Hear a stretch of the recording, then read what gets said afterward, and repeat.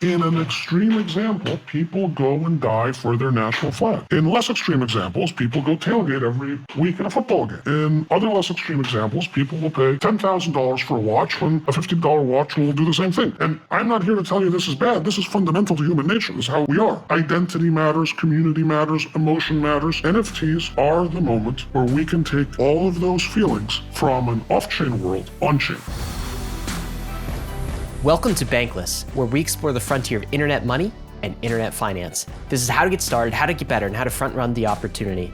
This is Ryan Sean Adams, and I'm here with David Hoffman, and we're here to help you become more bankless. Guys, the most well-known pseudonymous brand in crypto is on the podcast today. Punk6529, that is this person's punk number, not his nation state name, is the idea of a CryptoPunk. He says on today's episode that NFTs will represent every single digital non-fungible token that exists. And there's going to be a lot of those. A few benefits and takeaways from listening to this episode. Number one, he talks about the benefits of using an NFT-backed pseudonym instead of his state name. Number two, we talk about why the freedom to transact is an essential human liberty, one that we'll lose without crypto. Number three, we talk about how the metaverse is just a visualization layer for NFTs. Number four, we talk about why NFTs are more important than DeFi. This is according to Punk6529, of course. He says NFTs are probably the most important thing crypto has produced thus far. David, in this episode, he calls himself probably the most bullish single individual in the world on NFTs. What's your take on that and your take on this episode as folks get into it? Yeah, what does it mean to be the world's most bullish person on NFTs? I think if I put myself inside of Punk6529's shoes, he just means that the reason to mint an NFT, the reasons will be so broad, so infinite that almost an infinite number of NFTs will eventually become minted. And he'll walk you through the thought process, I think, in this episode. Punk6529 really takes his time to fully unpack a thought. And so there's really only 4 or 5 questions throughout this whole entire podcast. But pay attention to each one because they do layer upon each one as they go. We first start talking about what does it mean to have a digital identity? Punk6529 as a digital identity in the metaverse is one of the foremost people exploring the worlds of online-only identities.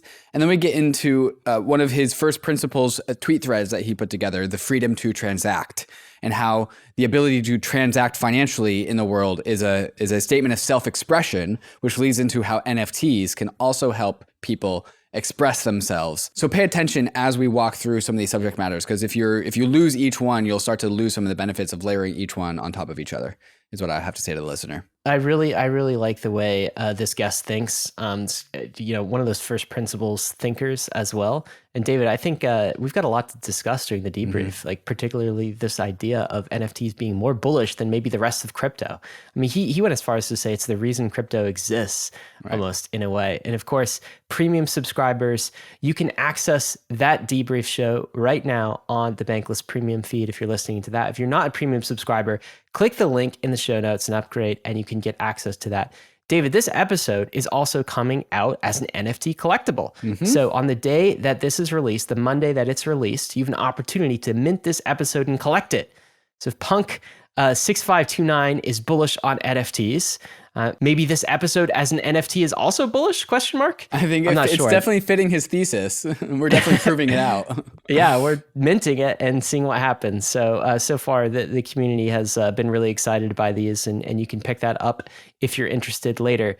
Guys, we're going to get right to the episode with Punk6529. But before we do, we want to thank the sponsors that made this episode possible, including our recommended exchange for 2023, KRAKEN. KRAKEN has been a leader in the crypto industry for the last 12 years. Dedicated to accelerating the global adoption of crypto, KRAKEN puts an emphasis on security, transparency, and client support, which is why over 9 million clients have come to love KRAKEN's products. Whether you're a beginner or a pro, the KRAKEN UX is simple, intuitive, and frictionless, making the KRAKEN app a great place for all to get involved and learn about crypto. For those with experience, the redesigned KRAKEN Pro app and web experience is completely customizable to your trading needs. NFTs, integrating key trading features into one seamless interface. KRAKEN has a 24/7, 365 client support team that is globally recognized. KRAKEN support is available wherever, whenever you need them, by phone, chat, or email. And for all of you NFTers out there, the brand new KRAKEN NFT beta platform gives you the best NFT trading experience possible. Rarity rankings, no gas fees, and the ability to buy an NFT straight with cash. Does your crypto exchange prioritize its customers the way that KRAKEN does? And if not, sign up with KRAKEN at kraken.com/bankless.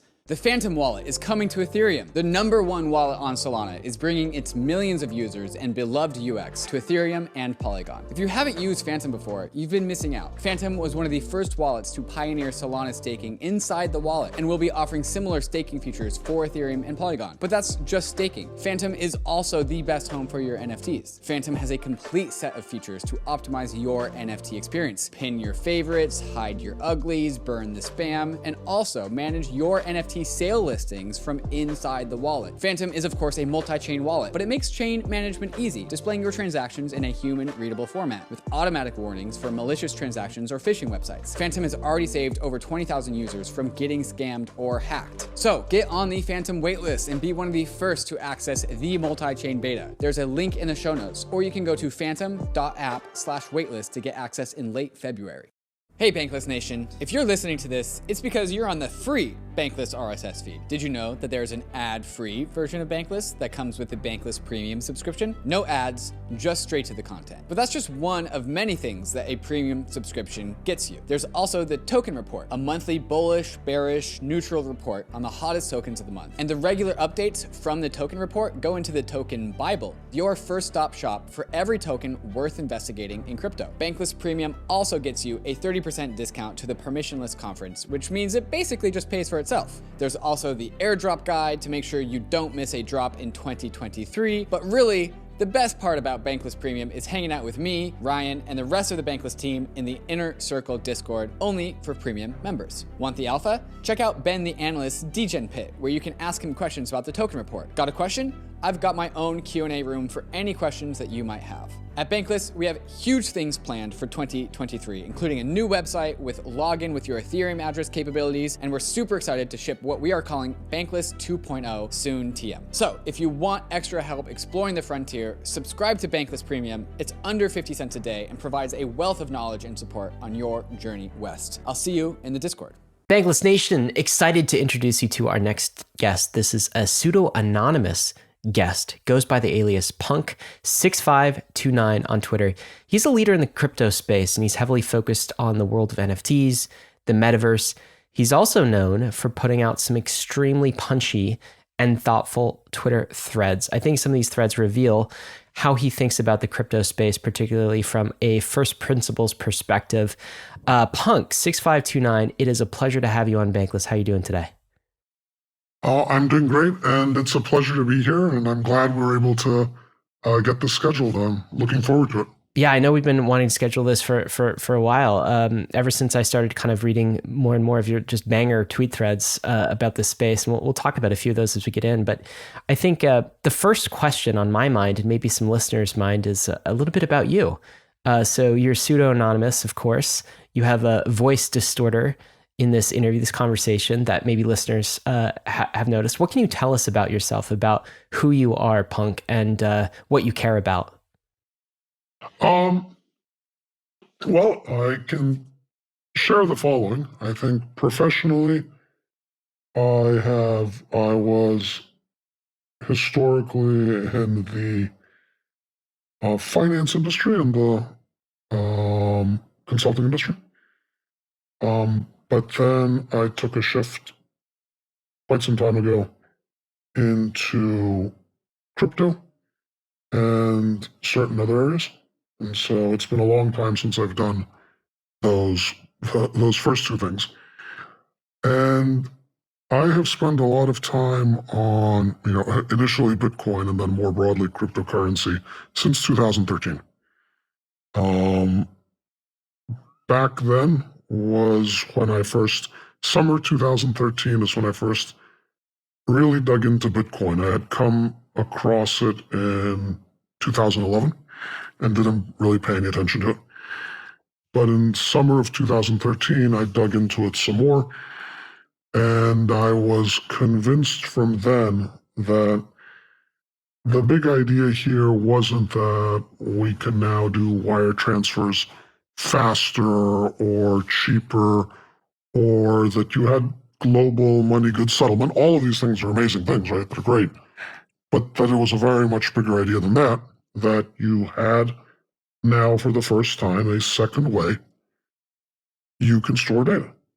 We've had a database, and now we had a public blockchain.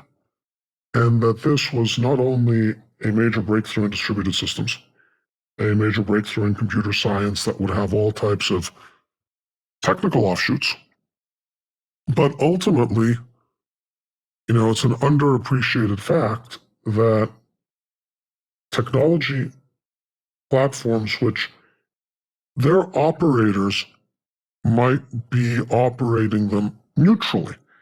A database administrator, a software developer, the head of a firm that has databases and software developers is almost certainly just trying to run their business and just trying to, compete in the marketplace, and that keeps everyone very busy, and it's hard running any type of business. But a world that digitizes, has the internet, and is structured on databases actually ends up centralizing. And very oddly, what people would think of as back-end technology choices that, nobody in the social, political, sociological field has thought about for 1 second, actually end up reshaping the contours of society. And this was clear to me back then. I thought it was going to be a 30, 40-year pathway before we actually saw the full potential of what we can do with decentralized ledgers, with distributed blockchains, with public cryptocurrencies, whatever you call them. It's basically all the same thing. And a horizontal technology like this takes time to get integrated, right? Like, it was going to be a long haul, but it was very important. And so August of 2013 is where there was a meaningful shift in things I spent time on. I still spend time on some other things, but I have spent a non-trivial amount of my time since 2013 broadly on this topic. 6529, you say a lot of words that always get me really excited, especially when you say re-architecting the fabric of society and things like this. And I think this is definitely a topic I'd love to explore with you. But I first want to get into that conversation through you as an identity, because the world of crypto is no stranger to pseudo-anonymous people. We have pseudo-anonymous people on crypto Twitter all the time. But I think you've really taken your digital identity further than most people have. And you see this in the tweet threads that you write, where you refer to yourself as 6529, and you have a whole brand around 6529. You have this voice modifier. So you still are a very public identity. The identity is there, and it's very digital because of the nature of how it's manifested on the internet. And it's also extremely anonymous, as in, like, you do a very good job kind of covering up your tracks. You use a voice modifier, you don't slip up. And so I kind of want to explore just the why behind the digital identity aspects. Like, why lean so heavily into this world of digital identities, and perhaps unpack why crypto has the tools behind crypto that has enabled you to actually have a digital identity. Sure. I'm going to go forward and I'm going to go backwards on this. So the reason I started doing this turned out to be only part of the reasons that I actually ended up continuing doing it. And then I actually think it's not that crazy in a historical context. But let's start with the basics. I started getting very intrigued by NFTs the second time around in kind of late 2020. I had, of course, looked at NFTs in 2017, and I think, like most people with my profile, was like, okay, that's cool. Someone made like a cute game for kids or whatever. It's CryptoKitties. Fine. I mean, this isn't the important stuff. I mean, great. I'm glad people are experimenting on a blockchain, and that's great, but who cares? And in late 2020, I started thinking, no, I've missed something here. This is a much bigger idea. And I started getting involved, and I bought an NFT, and then I bought another NFT, and then I bought a lot of NFTs. And I had seen folks like G-Money and Punk6156 that said, oh, use my PFP as their profile picture. And I said, oh, that kind of makes sense. I mean, if we're going to go to some type of hybrid digital space, it makes sense that people are going to have profile pictures or avatars later when we're in 3D. And it also makes sense that not all of these are going to be your LinkedIn photo with your nice suit on or something, right? Like, why would they have to be that? And it makes sense that they could be something you own, right? Like the fundamental idea behind Bitcoin is you can own something digital, actually own it, provably own it. And versus just uploading a JPEG to Twitter, because you can do that, right? You can be pseudonymous on Twitter and not own an NFT, right? You can just upload any random picture. So, well, there's something to this. You say, well, yeah, this is my picture, but I actually own this picture, and I provably own this picture. It's, oh, well, this seems like an emerging thing that people are doing. Let's try it. And I have this general approach to technology that when you're not sure, you should just try it. It's most errors on the technology side, like most people that start missing changes in technology, is because they try and read about it and figure out by reading about it if it makes sense. And my experience is that just doesn't work. Like, you can't read about in summer 2013 about Bitcoin and say, like, oh, does Bitcoin make sense? You have to download a node and like send someone a Bitcoin, maybe on the other side of the world. And then you do it and you say, like, oh, wow, that was amazing. I can't believe that just happened, right? And you can't read about, oh, look, people, the crypto bros have lost their minds again and they're spending a lot of money on cartoons and it's probably some type of scam. I mean, all this stuff, right? Like, that's, if you read about it, that's what your takeaway is. No, okay, people use PFP avatars. Let's use a PFP avatar and see what it feels like, right? So it started like that. Now, pretty shortly thereafter, I realized another thing, which I sort of knew, but I didn't really know it until I started tweeting a 6529, that like you, and I think like anyone, I have a variety of interests of more and less differentiated, Here is where I like to have dinner, and here's my favorite pizza or whatever, right? And at a first approximation, nobody cares about any of these things, right? Like, my family cares, my friends care. I don't think you would have invited me on Bankless to tell you where my favorite pizza is, because I don't think my views are particularly differentiated on that topic, right? And the flip side... Is it Domino's, Punk? Is that why? Yeah, exactly. The flip side is, I have a Facebook account, right? And I have a LinkedIn account, and I have a Twitter account under my pre-existing identity.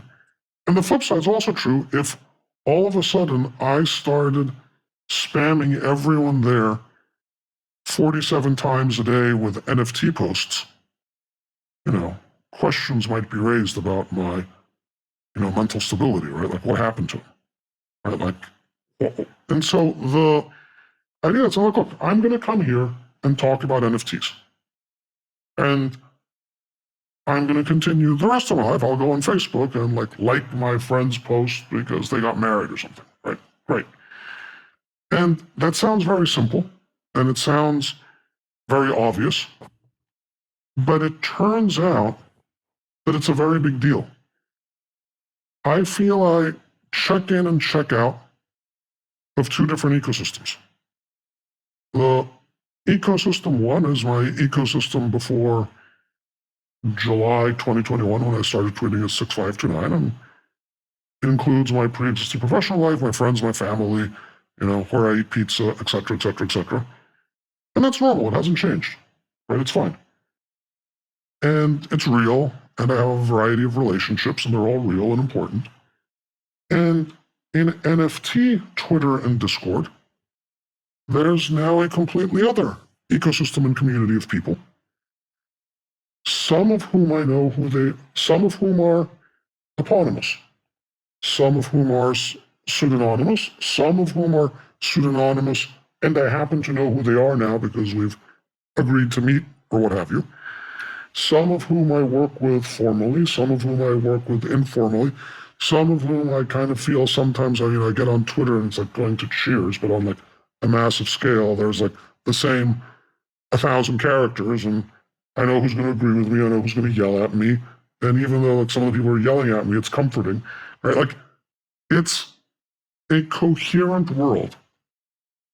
And one of the worlds is, even in a world of Zoom, is still a little bit more physically based. And the NFT Twitter world is not at all physically based. I mean, the one thing that is for sure the case, I never have any idea where anyone lives or where they might be from time to time, right? And when it turns out, it doesn't matter at all. Like, the big breakthrough, like the first thing, I was like, okay, this is fun, let's try it. But the big breakthrough is I have noticed no difference, if anything, a positive difference, in how well I can formally or informally collaborate with a bunch of people around the world, where in most cases, or in half the cases, all I know about them is their cartoon character, right? They're JPEG. I don't know where they live, I don't know who they are, and it doesn't matter because they're repeat players. They're a coherent personality, and I can model them just like I model people in a physical work environment, and I can interact with them. And that was a little surprising, to be honest. I wouldn't say I expected that at first. Then I think there is, and this is a bit of a crypto bug, not a feature. I spent quite a bit of time thinking about how this can be fixed. I think it's actually fixable. There is probably an aspect now that's security related. I have a lot of NFTs, both directly or through the fund. The NFTs are different because they're on-chain, right? Like, maybe I do or maybe I don't have a lot of, Ethereum. You'd never know, right? It could be at Coinbase or Binance or somewhere on-chain, you'd never know. But when I'm running around saying, oh, look, I bought this really expensive Fidenza, isn't it beautiful? Everyone knows I own a very expensive Fidenza, right? And many other expensive NFTs, or are somehow related with other pools of those NFTs. And there's probably something around, is that super great from a security perspective if also people can, walk up to my front door? Probably not. Now, it's interesting because if they walk up to my front door, it's not like I have the keys here, but how do you provably prove that to someone so they don't hit you over the head, right? Like, it's an interesting security flaw. And I think it's solvable, but the way to solve it isn't that you're somehow going to hide that you own NFTs. I mean, NFTs have a huge identity component. They're fun. But you have to be able to credibly say, like, look, you can beat me over the head, but it's not going to matter. Like, they're somewhere else, right? And I think this is something that's an infrastructure topic. It'll be solved by multi-sigs. Our NFTs are in a multi-sig to begin with, but like those sort of multi-sigs with known signers. So you can say, look, it's this guy, or it's this even bank. It doesn't matter if they're only one signatory. Doesn't matter, right? So you can actually say, like, oh, look, yeah, sure, there's a lot of stuff there. It's protected by cryptography, and you can't get it out of my bedroom, right? Like, so, and then this is the going forward. And the interesting thing is, you look back, I remember being on bulletin boards 20 years ago, 15 years ago, and discussing different things, and I realized I didn't know the state ID of any of those people, right? They just had handles. Sure, they didn't also have a cartoon picture, but their handles weren't John Smith, social security number 935274343. It was like, Doombreaker 11. And that worked fine, right? And this worked fine. And I'm often asked by, sometimes if I'm speaking to a conventional audience, the starting point is like, oh my God, this is so weird. This person's coming here. And what I tell them is, you know what? It's not weird at all. You're all going to do it. It's all going to happen in the next 3 or 5 or 10 or 15 years. You will also do this because people are multifaceted and people present differently online already, right? Like what you say on LinkedIn and how you present on LinkedIn and how you present on Twitter and how you present on Instagram and how you present on Facebook are probably different. And this is a natural next step there, and in a more genuine, authentic, and provable manner. Without the NFT, you don't know if 6529 is this account, right? Like the NFT, there's only one Punk6529. The JPEG, there could be unlimited, right?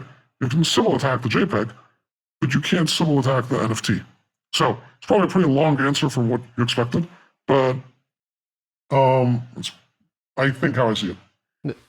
That's good. I mean, that's very helpful. I almost think you gave sort of the case for why people should experiment with digital identity handles, and particularly NFTs. It's one part separation of brand. It's another part kind of an experiment.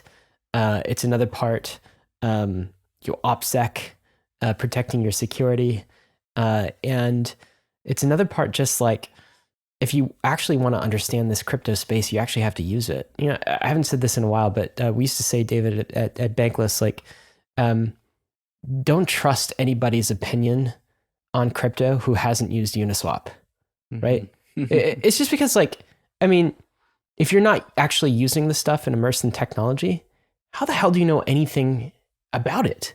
You don't know what you're investing in, you don't know what you're talking about. And so I also see what you're doing with 6529 as kind of a testing of NFTs and identity online. We want to get back to kind of go to the NFT topic. And but before we do, you said something which I found interesting. The purpose of spinning up this Twitter account, 6529, and going anonymous was really so that you could talk to NFTs. And you didn't have to, like, I don't know, annoy your friend's social network or family on Instagram or Facebook with these sorts of tweets. As you're talking about NFTs, though, you're also unlocking, I think, something deeper.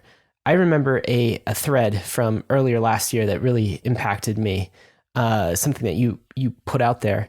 And the topic was about freedom to transact.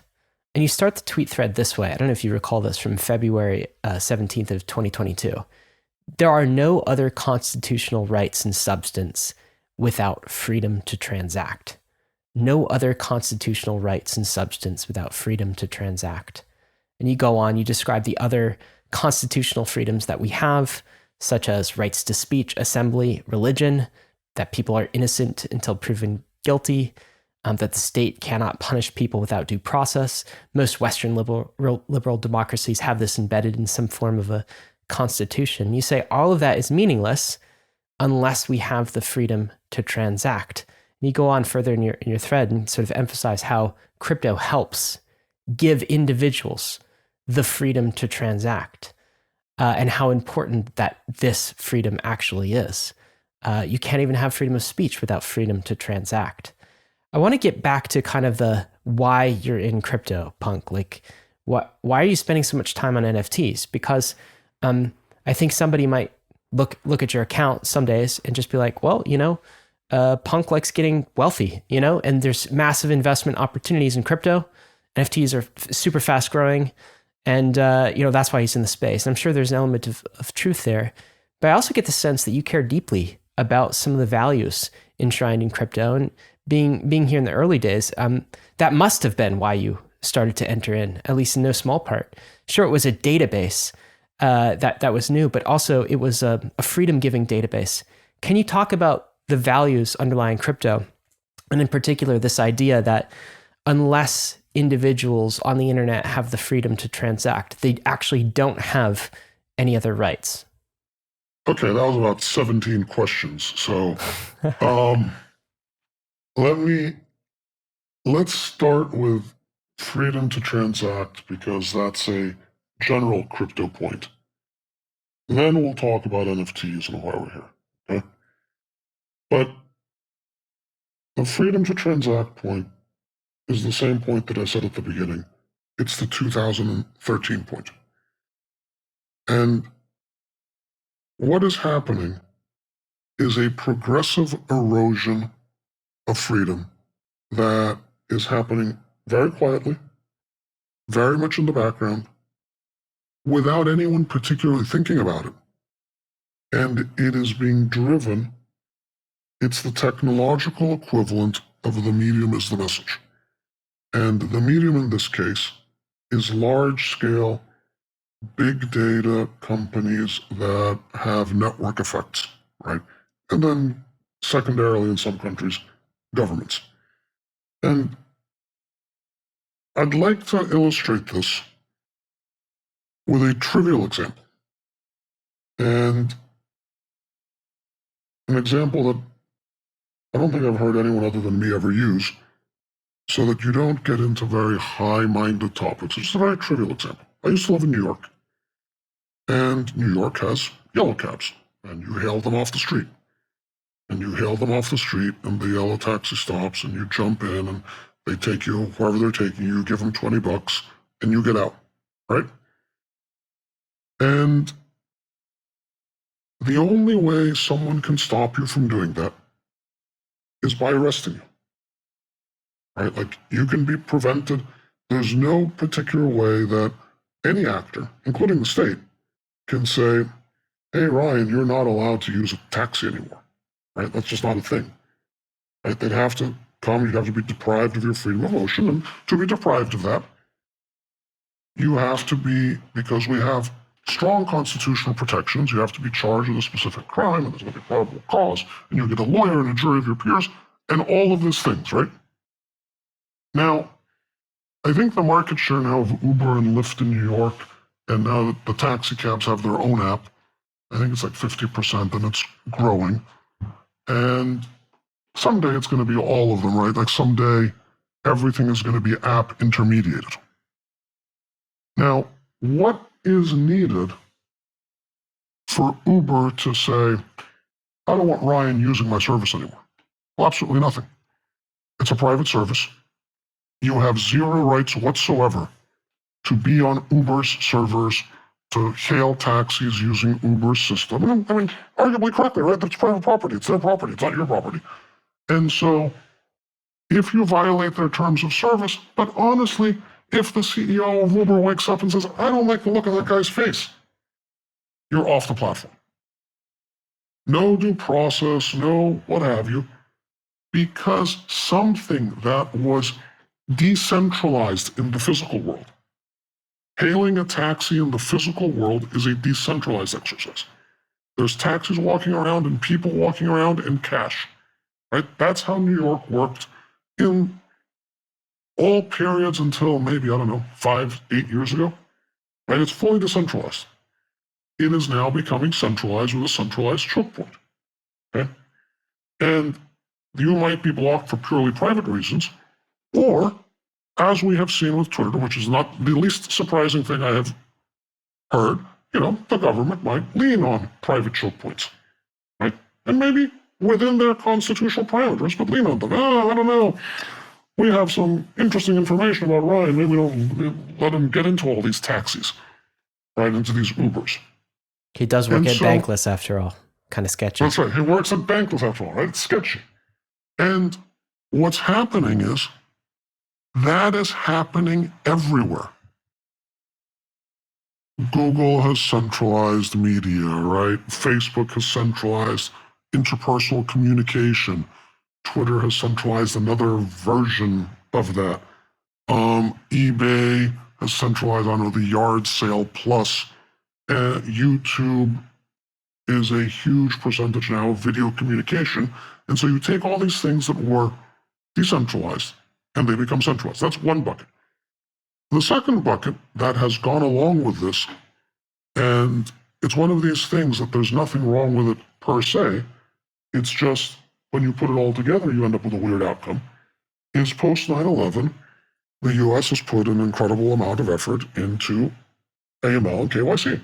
And this is one of those things that I am actually not like some weird anarchist. I do not believe that AML and KYC in principle is inappropriate, right?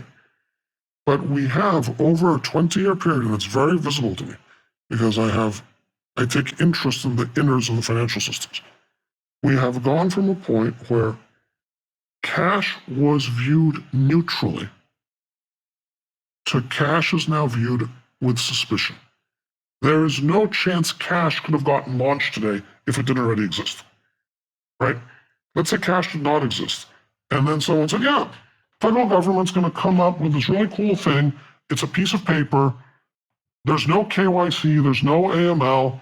You can take it with you. There's no record of what you're doing it. You don't have to KYC your counterparty. You don't have to send reports. You can just use it. Would never get launched, right? And it is progressively being pulled out of the system. There's some European countries that now, cash transactions over $2,000 to $3,000 are illegal. Now they have a reporting requirement. They're just illegal. You can't do them anymore, right?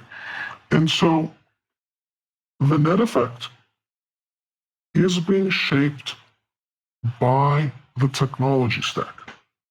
The reason this is happening now and not in 1975, it was impossible in 1975 to have a global cell phone intermediated, smart app intermediated tax service.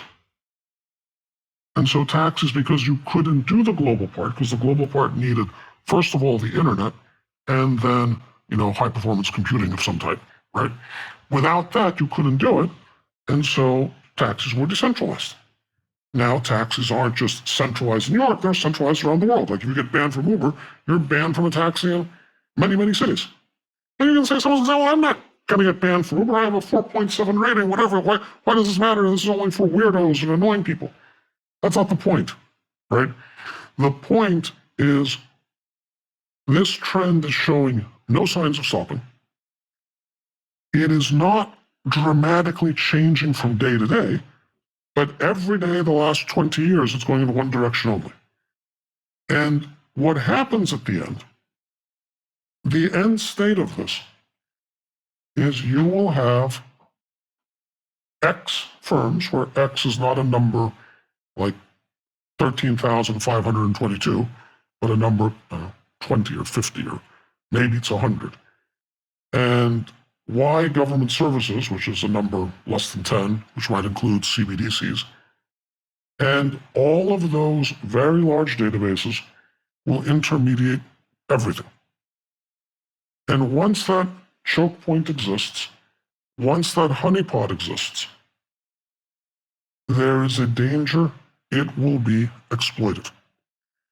I spend quite a bit of time, I'm in Europe right now, I spend quite a bit of time talking to the major governmental institutions in Europe. And the logic is like, oh, look, once we have CBDCs, it's going to be great. We're going to end money laundering, and we're going to end crime, we're going to end tax evasion, and in fact, we're going to end all types of social ills because we'll encourage, eating vegetarian food and eating less meat and all this stuff, right? And I think it's actually well-intentioned for most of these people. It's just no thinking about the second-order effects. And the second-order effects is that well before we end all crime and enter a golden age of happiness, someone will gain a hold, some very ambitious politician will gain control of the central banking node for their country, and when it's election time, their opponents won't be able to buy a tomato, because you're going to have this unreviewable system that can instantly, programmatically, statistically shut down large numbers of people. And if you can shut down transactions, you shut down everything else, right? I had been saying this before the episodes in Cat. In fact, when I'd say this example, I'd say Hungary. People are like, oh yeah, I can maybe sort of imagine Hungary, that might happen in Hungary or Turkey or Russia or one of those places. It wouldn't happen in the United States, of course, whatever. And, for the purposes of this example, the Canadian example is perfect, because Canada is very obviously not a dictatorship. Like, I don't think Justin Trudeau is some evil leader or anything. Do I think the truckers? I suspect my political views are probably borderline the opposite of the truckers, right? I suspect I would dislike almost all the truckers and would find them extremely annoying, right? None of that's the important part, right? The important part is, like, a leader who is, like, fairly liberal, and like Canadians are all like super nice, right? Gets into a pickle, thinks about it for a little bit, not the first day, but they're like, oh, you know what? I'm just gonna like cut off their banking and the banking of everyone around them, and then they'll have to go home. And that's what happened. They had to go home. And the problem isn't, I have a lot of liberal friends like, oh, the truckers are jerks. I'm like, no, I understand that. That's not, you've got to think of first principles, because like tomorrow this could be, I don't know, Black Lives Matters protesting, and Donald Trump's back in office and says, oh, this is a great idea. I learned this from Justin Trudeau. We'll just freeze everyone's bank accounts. And then you're not going to like it as much, right? Like, it won't seem as good as an idea then. And the thing is, all of this stuff is running outside of due process, right? The whole AML complex. Is the AML complex, did it start with good intentions? Yeah, I think so, right? They're trying to prevent terrorist financing. I think so. But then it grows and grows and grows like any bureaucracy. And, it runs outside of, if some bank says, you can't have a bank account here. I've risk scored you. You're too sketchy. You're on a podcast called Bankless.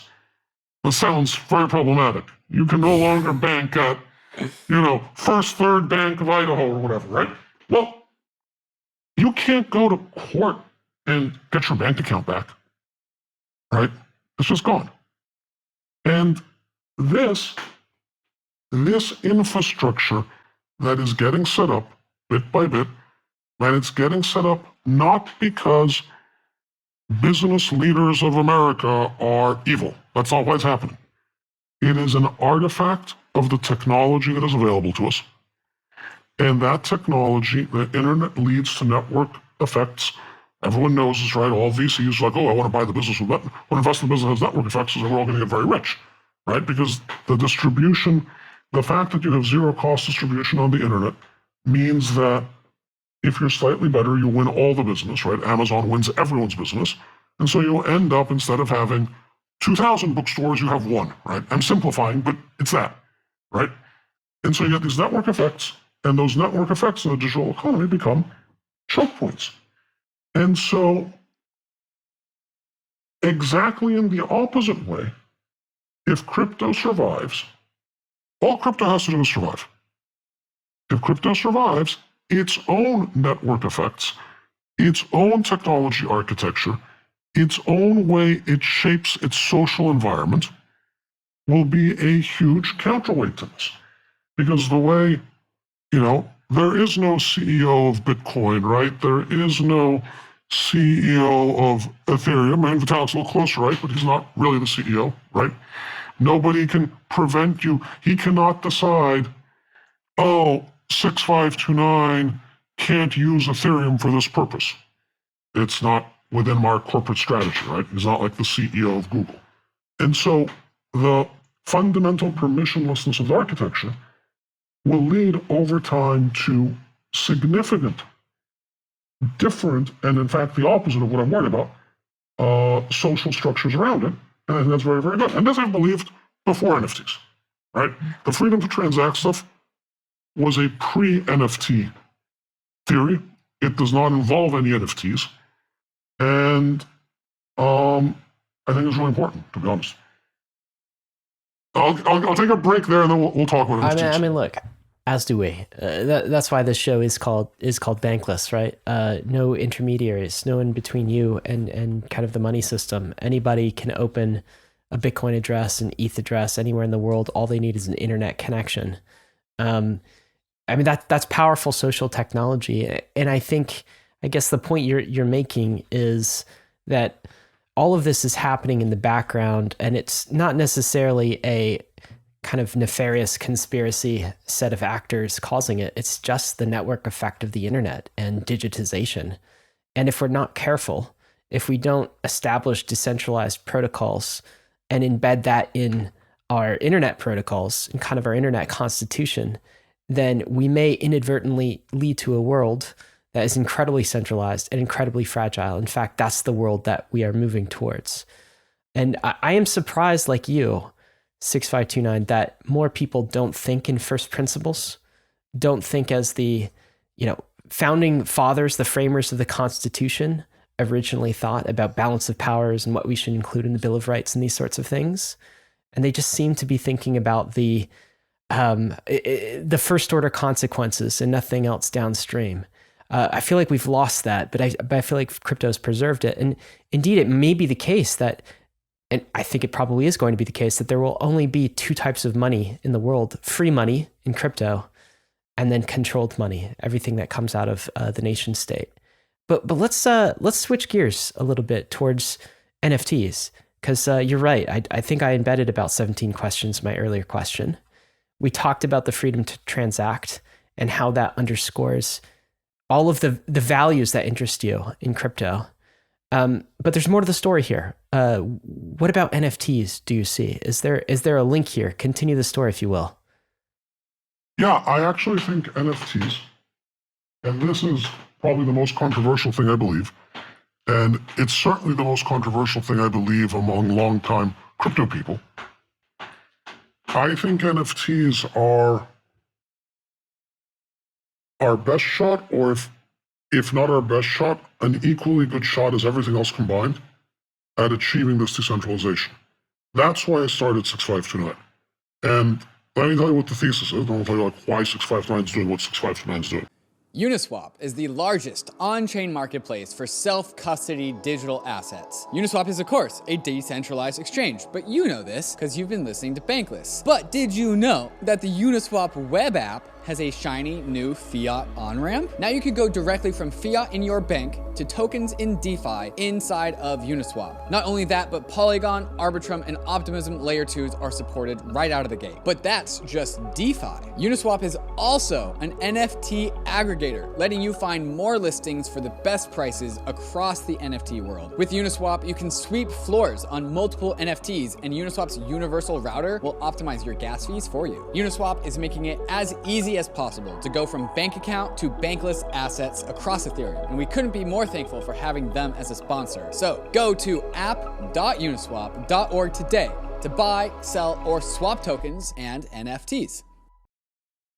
ARBITRUM 1 is pioneering the world of secure Ethereum scalability and is continuing to accelerate the Web3 landscape. Hundreds of projects have already deployed on ARBITRUM 1, producing flourishing DeFi and NFT ecosystems. With the recent addition of ARBITRUM Nova, gaming and social dApps like Reddit are also now calling ARBITRUM home. Both ARBITRUM 1 and Nova leverage the security and decentralization of Ethereum and provide a builder experience that's intuitive, familiar, and fully EVM compatible. On Arbitrum, both builders and users will experience faster transaction speeds with significantly lower gas fees. With Arbitrum's recent migration to Arbitrum Nitro, it's also now 10 times faster than before. Visit arbitrum.io, where you can join the community, dive into the developer docs, bridge your assets, and start building your first dApp. With Arbitrum, experience Web3 development the way it was meant to be: secure, fast, cheap, and friction-free. How many total airdrops have you gotten? This last bull market had a ton of them. Did you get them all? Maybe you missed one. So here's what you should do. Go to Earnify and plug in your Ethereum wallet, and Earnify will tell you if you have any unclaimed airdrops that you can get. And it also does POAPs and mintable NFTs. Any kind of money that your wallet can claim, Earnify will tell you about it. And you should probably do it now because some airdrops expire. And if you sign up for Earnify, they'll email you anytime one of your wallets has a new airdrop for it to make sure that you never lose an airdrop ever again. You can also upgrade to Earnify Premium to unlock access to airdrops that are beyond the basics and are able to set reminders for more wallets. And for just under $21 a month, it probably pays for itself with just one airdrop. So plug in your wallets at Earnify and see what you get. That's EARNI.FI. And make sure you never lose another airdrop. Can I ask you first, though? I just want to push back because people are hearing that at the beginning of 2023. And I think the 2022 NFTs have left that year with kind of a stain, at least in the mind space of what I would call mainstream. So if you go to your friends, 6529, that aren't on crypto Twitter, that don't even know who 6529 is, they just know you as you, whoever you are in the real world, and you ask them about NFTs, my guess is they're going to have a negative response to just even the term NFTs, scams, frauds, pump and dumps, all of these sorts of things. Now, here you are at the beginning of 2023, and you're saying that this is fundamental, that this is extraordinary technology, that this is good for humanity. Your viewpoint on this hasn't changed or been shaped at all by 2022? No, of course not. Like, let's start with, I have been, broadly speaking and in fairly public ways, promoting these principles since summer 2013. Do you know how many times I've been told crypto is a scam? Do you know how many times I've been told crypto is all wash trading, it's money laundering, it's a pump and dump, Ethereum is a scammer, it's a pre-mine, it's a blah, blah, blah, blah, blah. I mean, my view of my average friend's capability to think sensibly about Ethereum is zero. I value my average non-crypto views on NFTs about as much as I value it on Ethereum, which is literally absolutely nothing. They're completely clueless. So the fact that they read that we're money laundering monkeys or whatever they think we're doing is no different than in 2013 when they thought that for some strange reason, 2013 6529 had lost his mind and was super excited about buying a tulip bulb bubble that only heroin dealers care about. And since I'm not, like a heroin user or anything like that, they basically thought I had lost my mind or had been like caught up in some multi-level marketing scheme or some Ponzi. So the idea that that has any impact on me in 2023 is zero. This is the classic argument against crypto. The thing that I find funnier is a lot of people who believed in Bitcoin couldn't get there to believe in Ethereum. And a lot of people who believed in Ethereum can't get there to believe in NFTs. I am not surprised that my area friend who has used none of these technologies thinks NFTs are a scam. What cracks me up is that people who use Ethereum or maybe DeFi and don't use NFTs sometimes try to convince me that NFTs are a scam. And I'm like, you looked yourself in the mirror. Have you actually do you have the slightest self-awareness of what industry you're in? Do you have the slightest self-awareness that literally every single person has said the exact same thing about every stage of crypto development from the time they've heard of Bitcoin? It's all a scam, a bubble, a pump and dump. It's over, it's done, it's dead. Why would anyone touch that stuff if they cared about their reputation ever again? I am a hardened veteran of being yelled at. The idea that people might have read something in, I don't know, the New Republic and don't like NFTs now. Who cares? This means nothing. Okay, so let's talk about the why. Yeah, let's NFTs do that. are Let's do that. It does interest me that people in cryptos tend to get off the train in a different station, right? Some people get off on Bitcoin, some people on DeFi, some are still riding the train. I think for me and many Bankless listeners, we sort of embraced all of it so far. But there might be a future stop on the, on the train that we get off and are not able to proceed. But give us the case. So I found NFTs was a huge blocking point for a lot of people I know who were very sophisticated about crypto. I mean, people who were mining Bitcoin in 2012 and like have a portfolio of 50 fungible tokens and know like obscure side chains of whatever, like super deep technical like crypto lovers hit NFTs and are like, and I understand this. I was like that way in 2017. I'm like, okay, whatever, that's cute, but like, who cares? Like, why? I mean, it's just a JPEG. I'm not into art. Oh, why would I want this? Like, why would I want this kid stuff? Right? Like, why? No, this isn't important. What's important is automated market makers. That's really important. That's the important stuff, right? And I actually think in practice, it's going to be the opposite, and I'll explain why. Explain that. So let's take it. This is a multi-part theory, and you kind of have to like take the parts together for it to make sense. The first part, I have spent an awful lot of time onboarding people to crypto for the last decade, an awful lot.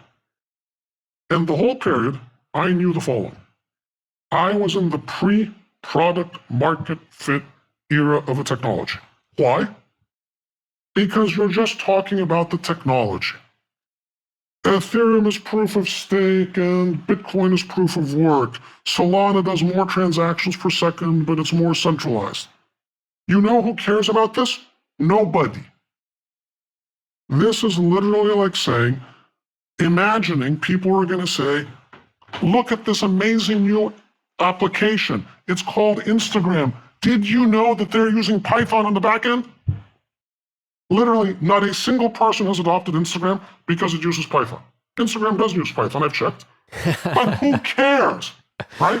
You don't get to a consumer scale app by telling people about your technology stack, right? And all of crypto, pre-NFTs, is literally just harassing regular human beings with your technology stack. Now, I like learning about proof of stake and proof of work and how mining works, whatever, but I'm a computer nerd, right? Like, that's different. No normal human being cares about this stuff. They all fall asleep the second you start talking about it. It's like those ads you see in the airports of like, should you use an Oracle database or IBM database and which one's faster? And those are literally just targeted to the CTOs, right? And the CIOs, no one else cares. So when you buy a CryptoPunk, so stick with the example, right? Everyone knows it's settled on the Ethereum blockchain, right? Everyone knows that Ethereum, when I bought my punk, used proof of work and now it uses proof of stake. But it's not why you're buying it. I didn't buy the one with the cool hoodie because of some technical. Oh, hoodies are cool, right? Like hoodies are cool. Oh, and look, these cool blue glasses. I like that color.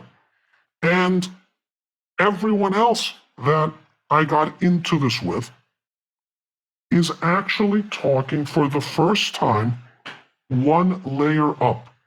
The technology is in the background doing something. You know, Ethereum's doing all the things it does to give you confidence that you actually own that token. But the whole discussion in the NFT space is at the quote-unquote application layer. And I have had people who I've known for a long time who have shown no interest in learning how PancakeSwap works and why should they, being like, oh, yeah, buy that one for me. It's cool. I like that one, right? And I've had very sophisticated friends with lots of money and not enough time, nonetheless, like, discuss with me which Fidenza or Punk or whatever to buy, right? It's an application layer. And this is a truism in technology. When you start talking about the application, not the technology, you're at the beginning of the consumerization. So that's A, or 1A. 1B. Unlike every previous form of crypto assets, large organizations have an incentive to get involved in the NFT space. Again, by example, I was at NFT NYC, semi-undercover, and I was invited to the Dolce & Gabbana party in fall of 21. The only thing that matters in that sentence is that Dolce & Gabbana was at a crypto conference. I've been to a lot of crypto conferences. I've never seen Dolce & Gabbana at a crypto conference, because why would they come to an Ethereum conference? What would they do at an Ethereum conference? What would they do at a Bitcoin conference? What would they tell Adam Back? What would they tell him? Dolce & Gabbana, right? I assume Dolce & Gabbana also doesn't go to host parties at Cisco Network Administrator conferences, even though they probably use routers somewhere in their business. But because NFTs are generic carriers for intangible assets, and Dolce & Gabbana owns an extremely valuable intangible asset, their brand reputation, customer base, sense of style, they can transport some of that latent intangible value into a more tangible token and earn money from it. And so they did, and they will. And it is why you see Artifact and Nike and Adidas, and over the next 2 or 3 years, you'll see a lot of people in the lifestyle fashion eras start onboarding NFTs. And from there, it will go to every other area that has large groups of customers. Sports teams, maybe that's already happened, right? But it'll happen more. Religious groups, university alumni associations, right? Donate to the Ohio State University. You don't just get an email receipt, you get this Buckeye, super Buckeye, gold-tipped thing to put in your wallet to show that you're the ultra Buckeye fan, right? You're gonna say, like, these applications aren't very serious. I am here to worship Lord Satoshi and Vitalik on doing very complicated things. But, like, consumers do not adopt very complicated things. If you want widespread adoption of crypto looks like this. It does not look like something that requires a PhD in computer science to work on, right? And so, bucket one, I think there's a pathway contingent on, we don't end up with legislation that makes crypto in general unusable. The legislation that's going to come into place in January 1st, 2024, arguably makes crypto unusable in the United States, right? Like, if you do a transaction of more than 10,000, it is a felony if you do not report your counterparty's KYC information within 10 days, right? It's absurd. Wait, what specific legislation? While we're on this, just point of detail. It passed the infrastructure bill last year. Oh, I know what you're talking about. Yes. Right. It's the transposition of the cash requirement transaction to crypto, but it is written extraordinarily aggressively. Right. And I don't see how you could use actually a DeFi exchange if that comes into law. Right? Like, you don't know who the counterparty is. Yes. My understanding from our kind of our crypto lobbyists and the people fighting in DC is that there's still hope that this gets stripped out of kind of like finalized versions of this, but yes. Yeah, but okay, but this is like, we've lost and we're hoping it gets stripped out. Like, it's in lieu of action, it becomes the law on 1/1/2024. And, you know, it's a little bit more survivable in NFTs, because what will happen is, I don't know, OpenSea will KYC or something, so you can sell NFTs that are more than 10 ETH, right? And it's sort of, and do the reporting for you, because, like, if they don't do the reporting for you, everyone's going to go to jail, right? I mean, this report the counterparty in 10 days or it's a felony is a very, very strict They can't rule, send right? everyone to jail, can they? Well, it's just, no, they're not. They don't need to send everyone to jail, right? They just need people to pull back, right? People do not like committing felonies, right? Saying, like, oh, you're committing felonies is bad for adoption, right? If you buy your, you know, whatever, nice generative art online, you've now committed a felony, it's very bad for adoption of crypto, right? But it also means, like, when you're on the other side of an exchange where you don't know at all what the counterparty is, right? You have more sense of who the counterparty is in an NFT than you do in a decentralized exchange, right? Decentralized exchange, if this continues as is, are finished, right? Like, they will have to become completely CDFI, KYC, blah, blah, blah, blah, blah, to be compliant. Anyway, so contingent on crypto does not become unusable, I believe there are gigantic consumer apps for NFTs that do not exist for fungible tokens. It is not a surprise, and it is not some type of I've been at this 10 years. Tell me, pro-crypto gentlemen, which large organizations are using Bitcoin and Ethereum in their day-to-day operations with large numbers of people?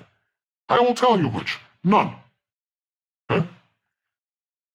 NFTs are going to get used, A, for the reasons I mentioned, but also because they're more expressive. I'll give you an example. You can represent, I'm going to give you a totally stupid example. I'm not saying this is a good idea. I'm just saying it's an idea you can do with NFTs that you cannot do with Ethereum. You could have an NFT that is your employer ID.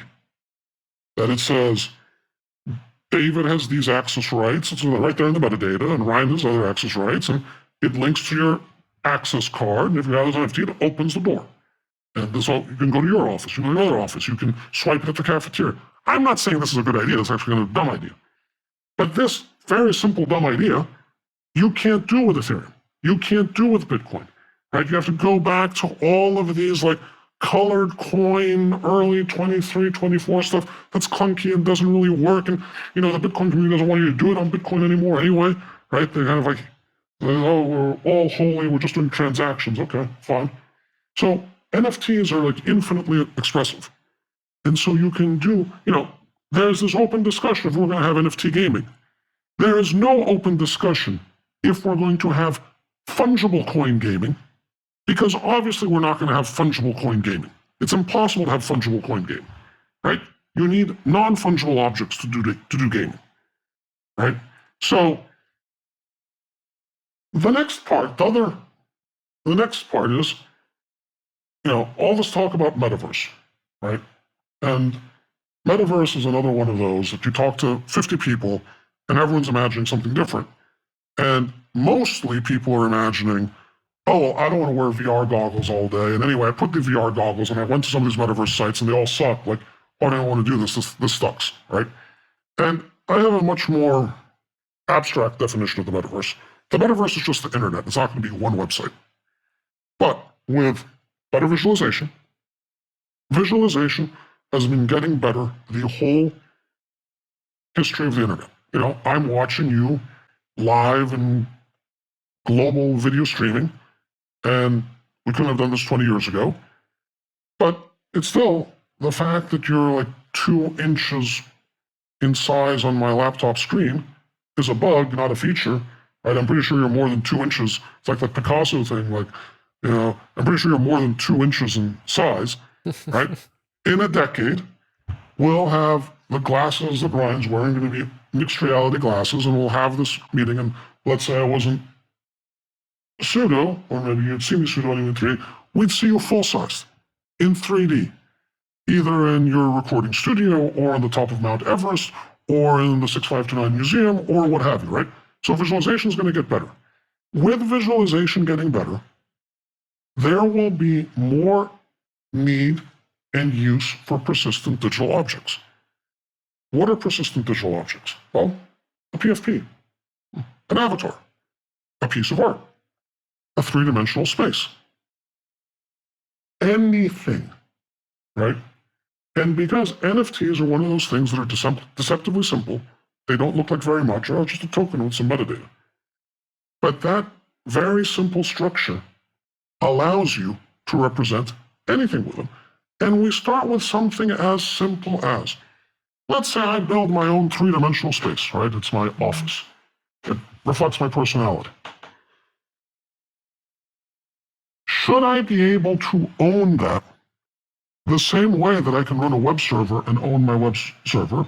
Or do I have to only do it as a page on Facebook, right? And it's a 3D page. And this would be like if the internet only allowed you to make Facebook pages, right? You couldn't have your own website. That wasn't allowed, right? And so if we think the issues we have now with centralization of social media, right? Which, they're amazing issues, right? They're a complete failure of internet architecture. Notice how we have had 0 Republican versus Democrat debates about who gets to have an email account, right? And the reason is, of course, not that email is less important than tweeting. It's more important, right? It's a more important technology than tweeting, right? You can survive without Twitter. You cannot really survive in the modern world without email. But no one has come and said, my favorite political opponent should be banned from having an email account. And the reason is not because they don't want to say that. It's unfeasible because email is SMTP. And sure, Google might ban you and Outlook might ban you, but some email provider will take you. And even if no email provider takes you, you can run your own email server, right? The architecture of Web 1 came out of academia. And because it came out of academia, it was all open interoperable standards.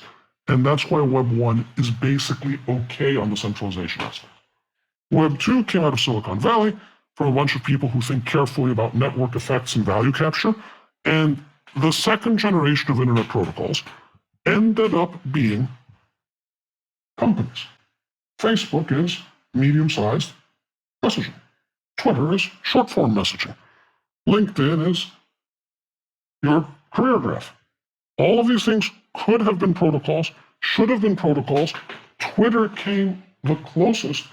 Fred Wilson talks about this all the time. He was on the board then with Jack, and they knew it should be a protocol. They couldn't see how to do it. This was like 2009, 2010. If we had understood Bitcoin better, we would have made it a protocol. And if Twitter was a protocol, none of these fights would be happening, right? The whole idea that who is allowed to use the dominant short-form text messaging protocol in the West should be determined by who the CEO of Twitter is from time to time is ridiculous, right? Imagine thinking from first principles, that's how you should architect the internet, right? Like, it's bad enough to think we should have some type of political decision on who gets to use the internet, but the idea that that political decision should be some random, decent-sized, but random company in California that decides this is nuts, right? Like, why would you do it that way? And it was because these protocols got captured as companies. Now, if this is bad, and I think this is bad, think what happens in a decade, right? The metaverse in a decade is going to be your all-encompassing ambient digital environment, right? You'll be primarily in augmented reality. Your field of vision will be infused with data, images, conference calls, whatever. You're going to have AIs assisting you in there. It's going to be great. Once in a while, you go to VR. Once in a while, you shut it all off and just see the world as it is. But you'll be mostly in augmented reality, and you'll do it because it's super convenient and helpful, and your productivity goes up for the same reason we're all now addicted to our phones, right? The people say, I'm not going to do that. You can just safely ignore that. They all said they weren't going to get smartphones, and now everyone has a quote-unquote smartphone, right? And if that is a centralized firm that controls that digital space, getting kicked out of that digital space is like being cast out of into the darkness, right? Your whole work life will be there. Your personal life will be there. Your family life is going to be there. And it's even worse, right? Because how do some of these technologies work? They work by pointing a camera into your field of vision, right? Like, that's literally how augmented reality works. And think of this as a thought exercise. Imagine if I sent, and again, I have no objection to Mark Zuckerberg. He's just useful CEO of a social media company we can use, right? Might be a lovely guy. But imagine if I sent him like 4 cameras and I said, hey, I'd really appreciate this if you stuck it on your head and your wife's head and your kid's head and just streamed the video of everything you're seeing back to the 6529 servers. There's nothing to worry about. There's nothing to worry about. I have a privacy policy. As you can see on the bottom of the website, there's a privacy policy. And so, of course, you'd be happy to stream your daily life to us, right? And of course, I'd, get told to go jump in the lake. But that's what the new Oculus goggles are. And whether the Oculus goggles are clunky, they work, they don't work, it doesn't matter. Eventually, the hardware is going to work, right? And eventually, when the hardware works, if these are backed by a centralized company, what you're going to have is not only everything we discussed so far, but biometric data, field of vision data, all streaming to one place. Once you have that honeypot, someone is going to abuse it, right? My view is not that I am naive about human behavior. It's not like the people who care about fighting crime are the cynical hard asses and I'm naive. quite the opposite. I'm more cynical.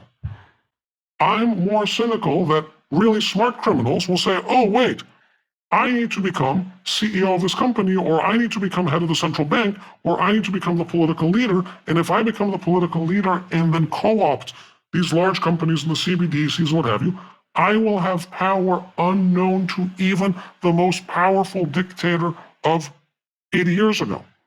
Joseph Stalin couldn't press a button and make someone 3,000 miles away unable to buy a tomato. But with a CBDC coming soon to a Western democracy near you, you'll be able to do that, right? It's a lot of power. And when there's a lot of power, eventually some ill-intentioned person is going to take advantage of it, right? We know it's going to happen. So you put this all together and you say, okay, well, which of our crypto technologies, I'm not saying this is easy, is actually going to do the trick? Do you think the next decade we're going to have a super explosion of fungible token applications that for some strange reason the whole crypto industry has forgotten to invent for the last decade? I don't think so. They're not coming. I spent almost all day for the last 10 years in crypto. Where are they? I think to myself, how can I use crypto into my day-to-day life? And other than accepting fungible tokens for payments and, occasionally swapping some currency for another currency, that's great. That's UNISWAP, super. That's great. It's TravelX, right? But better, right? Then what, right? And so my view is we have a moment in time. That moment in time is 2 to 3 years. It's right now. And it is while people think this is a joke. Let me go back to Twitter example. When Jack and Fred were having deep thoughts about if Twitter should be a protocol or a service, the average media view of Twitter was like, this is some stupid service that like tech bros in California tweet out that they're going to go get a ham sandwich for lunch. Who cares? Who cares about the stupid service, right? And it turns out, that was Twitter in 2009, and it turns out from that point, 11 years later, the President of the United States considered it the most important tool he had at his disposal, right? It's weird, right? That was only a decade.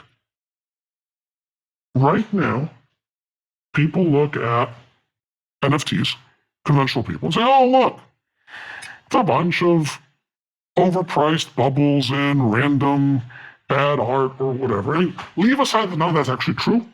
Even if it is true, it's irrelevant. There is just as clear a path that how you go from tweeting about your ham sandwich to Angela Merkel announcing her new economic policies on Twitter. There is just a clear path from NFTs being for, glitch artists to NFTs representing every single digital non-fungible object, which is a lot of them, right? We're going to have a lot of digital objects. Our economy is not going to get less digital, it's going to get more digital. And right now, because there is Twitter, it's over. You're not going to build a decentralized Twitter because they have the network effects, right? You're not going to build a decentralized Facebook because they have the network effects. It's very hard to break them. The network effects for metaverse type stuff are not built yet. Nobody has figured it out yet. And so we have a period where the underlying technology or platform or API that will be the network effect is up for grabs. So it could be, just to simplify, it's not exactly right, but to simplify, it could be that everyone issues their digital objects as NFTs, or everyone issues them as digital collectibles on the Facebook Horizon API, right? Right now, Facebook has not won this technology shift, right? These things happen, technology shifts, you have a new scramble, usually another firm wins. Here we have an opportunity to actually win a technology shift. We have an opportunity that the default way to issue a digital object is an NFT.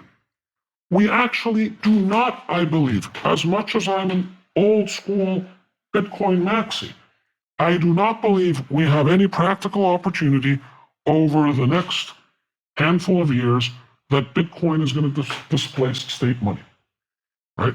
I actually don't think there is the demand for it to displace state money. And on the off chance it started to, the state has a tremendously powerful set of tools to fight back. Do I believe Ethereum is about to become the global computing platform? No. Amazon Web Services is a global computing platform. Ethereum is useful for many very interesting permissionless applications, but most computational loads are going to run on AWS, not on Ethereum. Is it an open question where you can store the database of arbitrary, non-financial digital objects? Yes, it's an open question. It is an opportunity. It is an opportunity we can win, not to have like 0.1% market share as we do in like payments and banking, but 70% market share. And there's one last thing, but I'm going to be quiet for a second. There are, of course, you can make an NFT into a security because you can basically make anything into a security, right? You could literally make a banana into security if you said the right things. But you can make an NFT into not a security. In fact, you can make an NFT into First Amendment protected speech. If Xcopy makes an NFT and says, hey, this is me saying, I don't like the government, it is going to be very hard in the United States of America for the SEC to say, you cannot make that piece of art. You need to get pre-approval from the SEC. I think there's a non-zero chance, depending on how things play out, some NFT case actually goes to Supreme Court on First Amendment grounds. People try to do this with Bitcoin, right? The Bitcoin speech and the math of speech, what have you. Bitcoin's like a money type thing. It's not speech. But art, it's going to be very hard to say, like, yeah, an Xcopy piece of art is not speech, right? If that's not speech, what is speech? And so there are places, and it's my concern about DeFi. DeFi looks like regulated entities off-chain, right? We might not like that. We might not want to think about that. But Uniswap will look to the eyes of the system as the type of thing that when it's off-chain, they regulate. An in-game sword on Polygon in some blockchain game, is that something that today there's a huge federal apparatus to regulate the in-game objects in Riot games? No.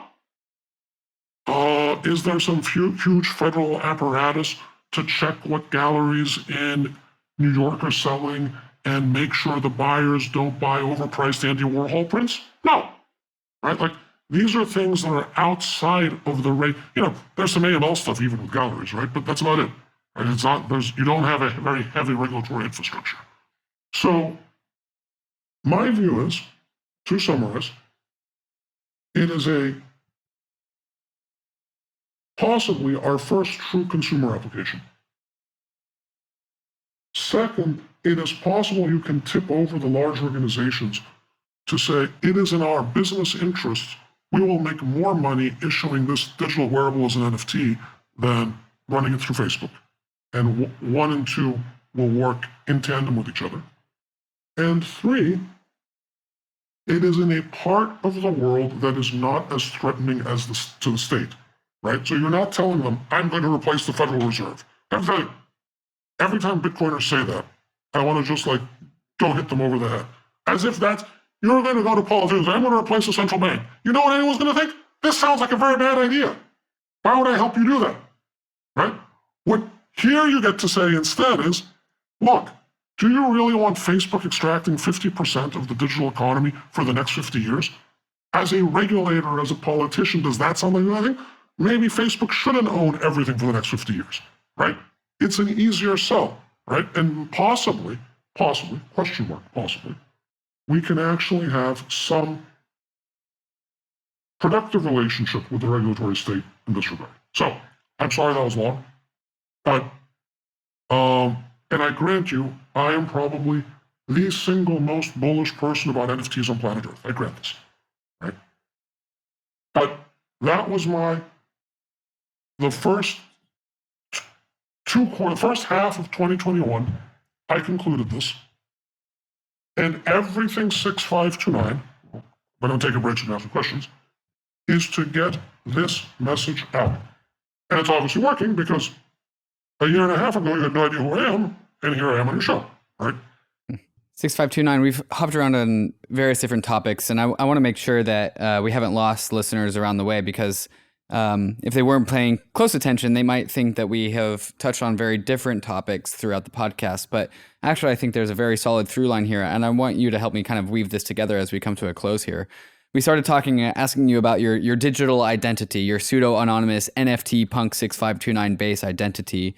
Then we talked about the freedom to transact and how the freedom to transact is individual self-expression. And you talked about the homogenization of the decentralized network of taxi cabs into the centralized network of Ubers. And I think the idea was to really extrapolate that out to any sort of Web 2 service, with the idea that our freedom to transact is being lost through the centralization of all these Web 2 apps. And now we have NFTs, and NFTs are this potential, because the cost to mint an NFT is so low that it can really resemble the counterforce to the homogenization of Web 2.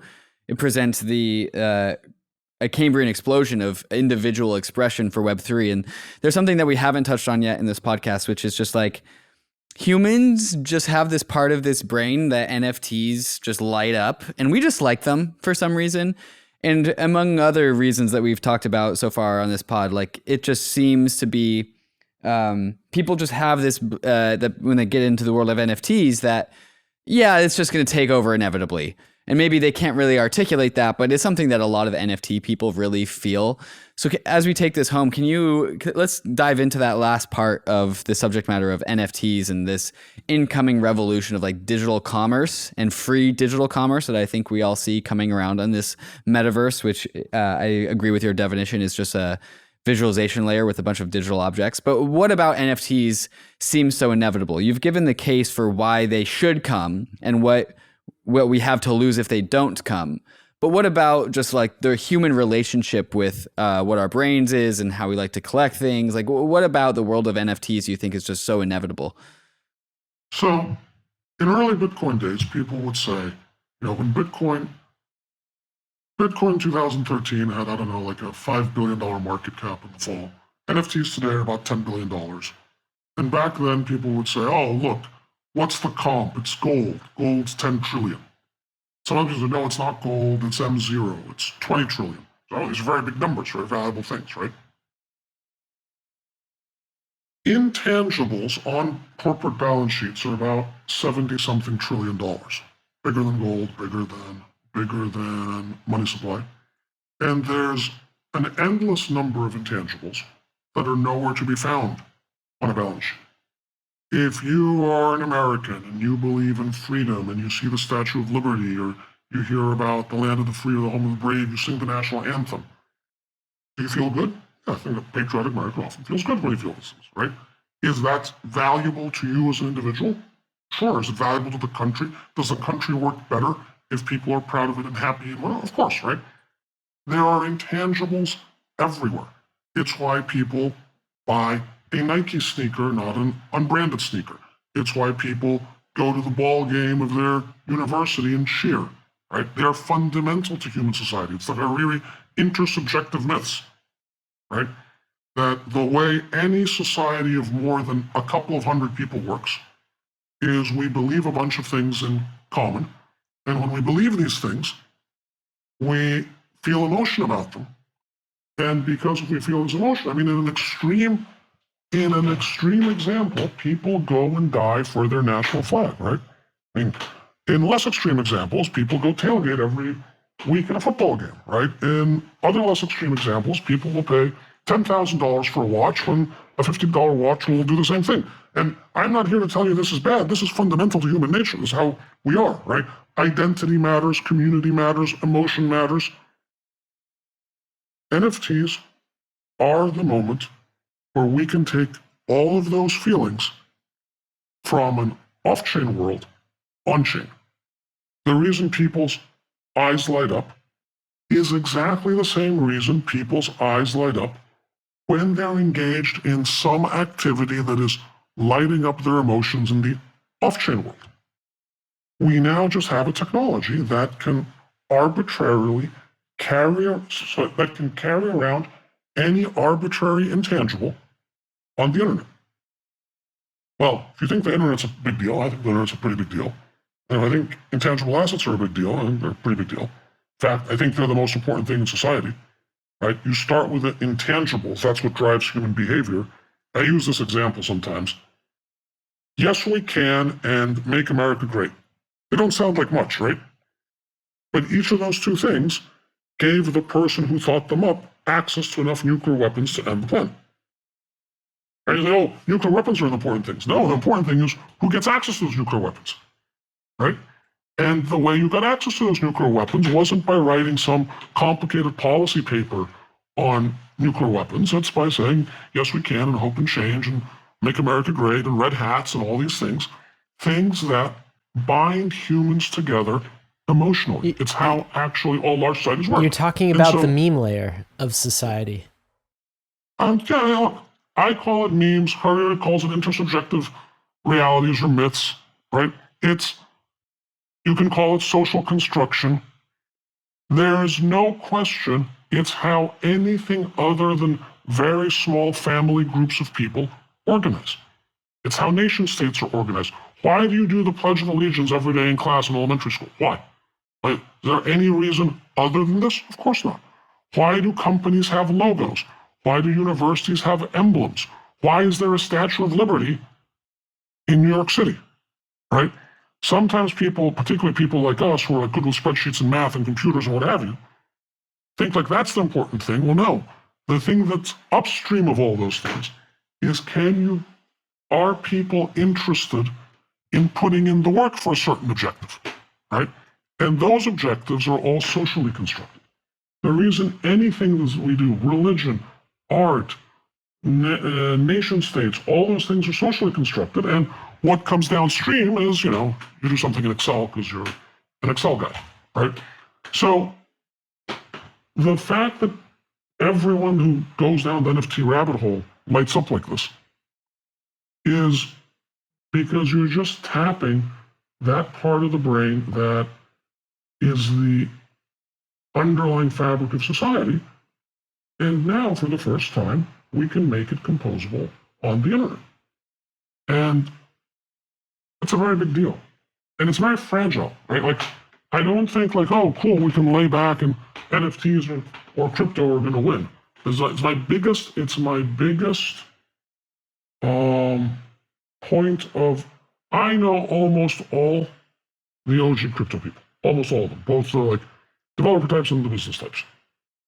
And my biggest point of disagreement with them is a lot of them like, oh, we're just automatically going to win. Right? It's inevitable. I don't think it's inevitable. Nothing in life's inevitable. Bad decisions get made by societies, and society goes back 30 years, right? And there is, if